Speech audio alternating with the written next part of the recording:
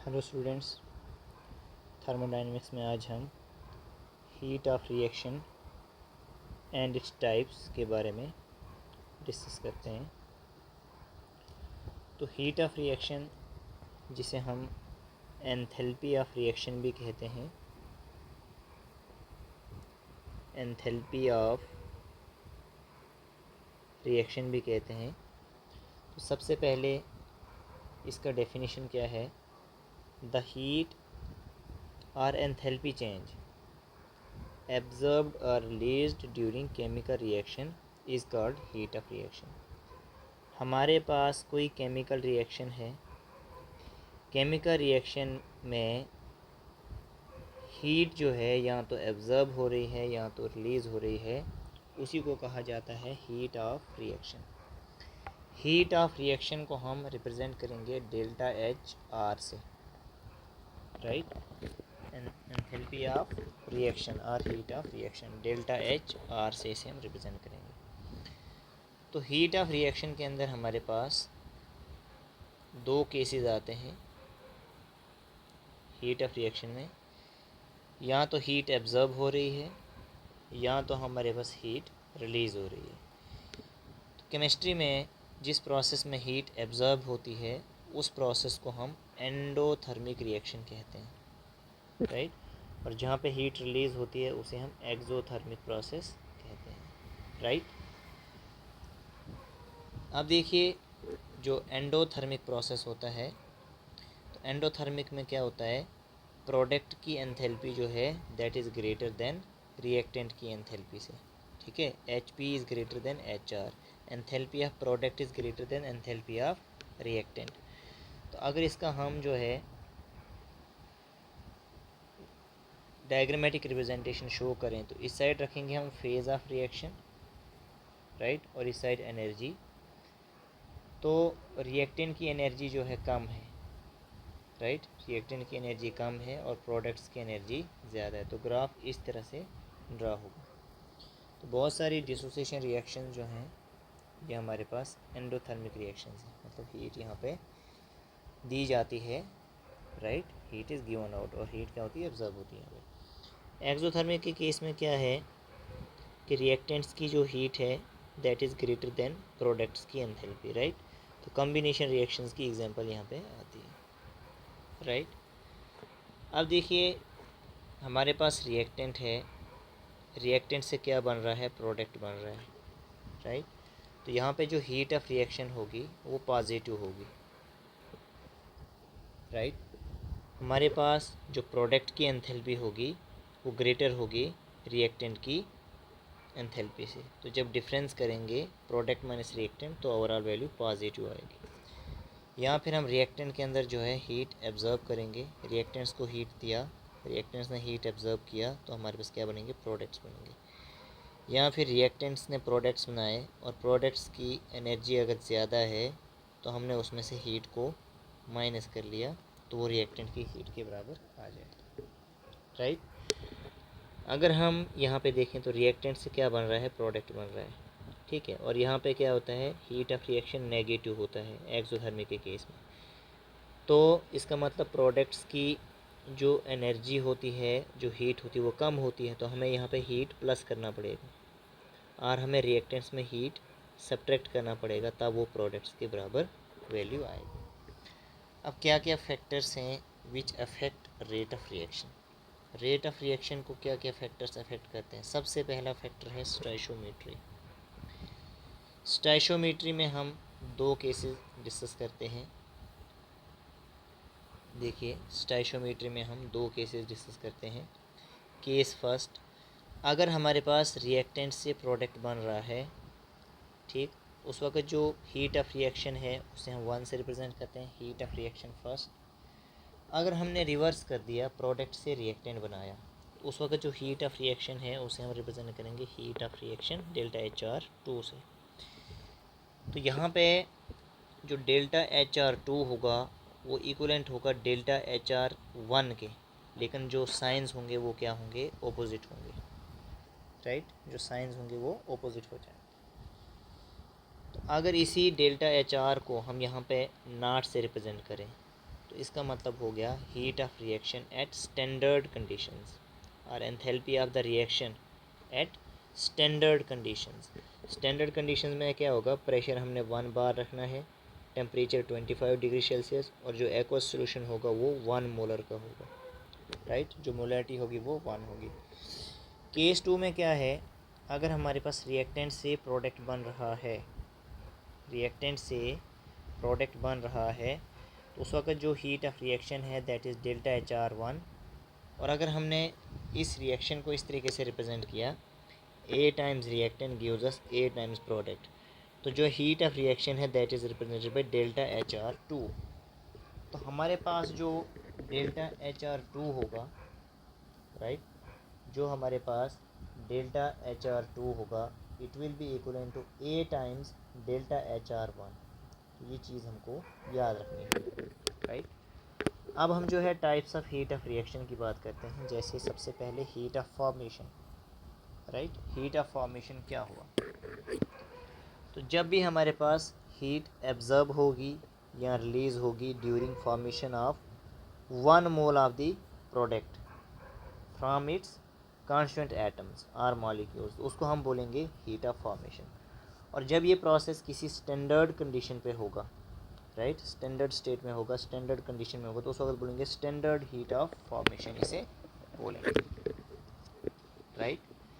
तो standard heat of formation क्या हुआ, पहले तो हम हीट ऑफ फॉर्मेशन की बात करेंगे। तो 1 मोल ऑफ प्रोडक्ट बनना, राइट, कॉन्स्टेंट एटम्स या मॉलिक्यूल से, उस वक्त जो हीट एब्जर्व हो रही है या रिलीज हो रही है, उसी को हम बोलेंगे standard heat of formation, right. Standard heat of formation हम उसे बोलेंगे। देखिए फॉर एग्जांपल जो है hydrogen gas when reacts with chlorine gas gives us hydrochloric acid HCl। तो यहाँ पे जो है हम स्टैंडर्ड एंथैल्पी ऑफ फॉर्मेशन को डिफ़ाइन कर सकते हैं, क्योंकि ये 1 मोल है तो 1 मोल के लिए डिफ़ाइन करना हमने, और हीट ऑफ रिएक्शन भी एट स्टैंडर्ड कंडीशन हम इसे डिफ़ाइन कर सकते हैं, राइट। और क्लोरीन जो है गैसियस स्टेट में ही पाया जाता है, कांस्टेंट एटम, ये भी गैसियस स्टेट में पाया जाता है। लेकिन अगर हम इस रिएक्शन को इस तरीके से लिख लें, H2 + Cl2 gives us 2 times HCl, तो इसके लिए जो है enthalpy of formation at standard condition define नहीं होगा, राइट, क्योंकि यहाँ पे 2 मोल जो है फॉर्म हो रहा है। लेकिन हीट ऑफ रिएक्शन जो है स्टैंडर्ड कंडीशन में हम डिफाइन कर सकते हैं।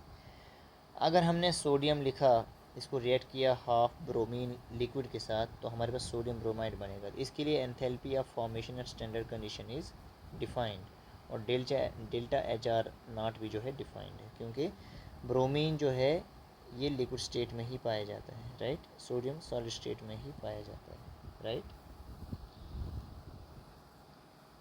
अगर हम ब्रोमीन को इस तरीके से लिख लें, तो ब्रोमीन लिक्विड स्टेट में पाया जाता है, अपनी जो एलिमेंट्री स्टेट होती है, तो इसलिए इसके लिए जो है ये डिफाइन नहीं होगा standard enthalpy of formation.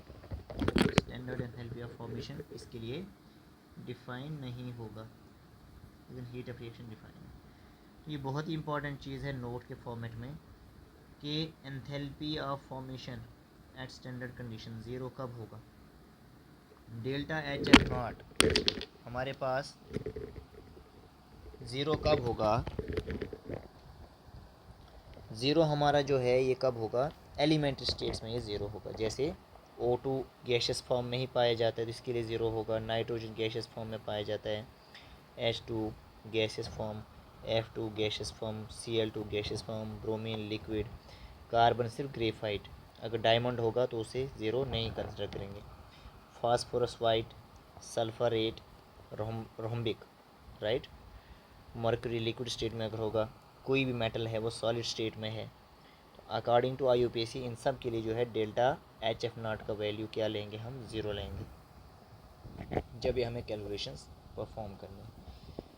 Find delta HR0 for the reaction. जैसे रिएक्शन दी है nitrogen plus 3 times H2 gives us 2 times ammonia, तो हमने डेल्टा HR0 इसको लिए डिफ़ाइन करना है। तो डेल्टा HR0 जो होता है हमारे पास प्रोडक्ट्स का enthalpy of formation minus reactants का एंथैल्पी ऑफ फॉर्मेशन। देखिए प्रोडक्ट जो है 2 मोल्स हैं, तो 2 × delta H F not ammonia का minus delta H F not N2 का plus delta H F not 3 times लेंगे H2 का, राइट। इस तरीके से अगर फिर हमारे पास इनकी वैल्यूज़ दे के रखी हो तो हम वो वैल्यूज़ पुट करके इसका आंसर निकाल सकते हैं। जैसे क्वेश्चन सेकंड हमको इस पैटर्न में दे के रखा है।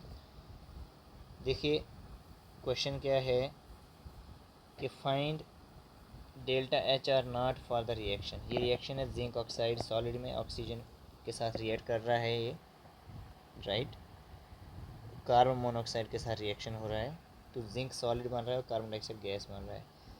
कंपाउंड्स जो गिवन है हमारे पास, जिंक ऑक्साइड इसके लिए जो डेल्टा एच एफ नॉट का वैल्यू दिया है, कार्बन डाइऑक्साइड के लिए डेल्टा एच एफ नॉट का वैल्यू दिया है, और कार्बन मोनोऑक्साइड के लिए डेल्टा एच एफ नॉट का वैल्यू किलो जूल पर मोल में गिवन है। अब हमने जो है डेल्टा एच आर नॉट जो है यहाँ से फाइंड करनी है वैल्यू। तो delta H F not zinc plus delta H F not carbon dioxide, ये प्रोडक्ट्स का है, और रिएक्टेंट्स का delta H F not zinc oxide plus delta H F not ये कार्बन मोनोऑक्साइड है। देखिए जिंक का तो हमने एलिमेंट स्टेट में क्या लेना है, ज़ीरो लेना है।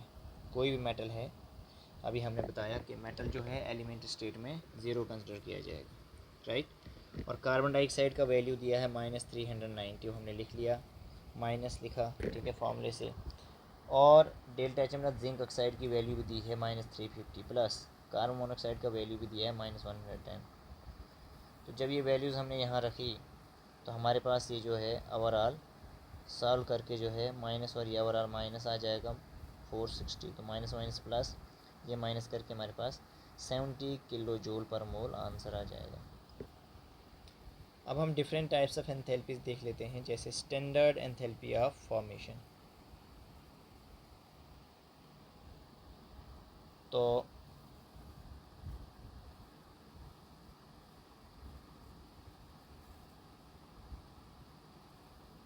वो स्टैंडर्ड हीट ऑफ फॉर्मेशन था, ये स्टैंडर्ड एंथैल्पी ऑफ फॉर्मेशन है।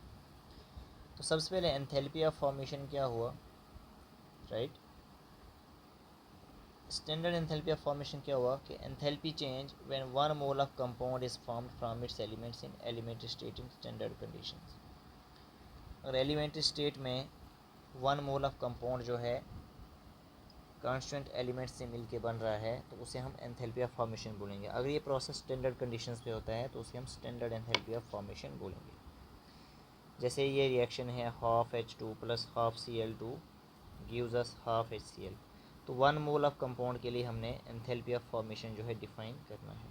तो स्टैंडर्ड कंडीशन में टेम्परेचर और प्रेशर की वैल्यूज़ ये लेंगे। स्टैंडर्ड एंथैल्पी ऑफ कंबशन की अगर बात करें तो when 1 mole of compound undergoes combustion, ठीक है, 1 मोल ऑफ कंपाउंड जो है उसके अंदर कंबशन हो रही है, तो एंट्रोपी चेंज, एंथैल्पी चेंज जो उस वक्त होगा उसको हम एंथैल्पी ऑफ कंबशन बोलेंगे। अगर ये स्टैंडर्ड कंडीशन पे हो रहा है प्रोसेस तो इसे हम बोलेंगे स्टैंडर्ड एंथैल्पी ऑफ कंबशन। जैसे ये 1 मोल ऑफ कंपाउंड जो है इसकी कंबशन हो रही है तो कार्बन डाइऑक्साइड और वाटर प्रोड्यूस हो रहा है, तो यहाँ पे जो एंथैल्पी चेंज है that is enthalpy change of combustion of CH4। अगर ये स्टैंडर्ड कंडीशंस पे हो रहा है तो उसे हम बोलेंगे standard enthalpy of combustion, right. तो इस वीडियो में हम जो है यहीं पे स्टॉप करते हैं। Okay, thank you.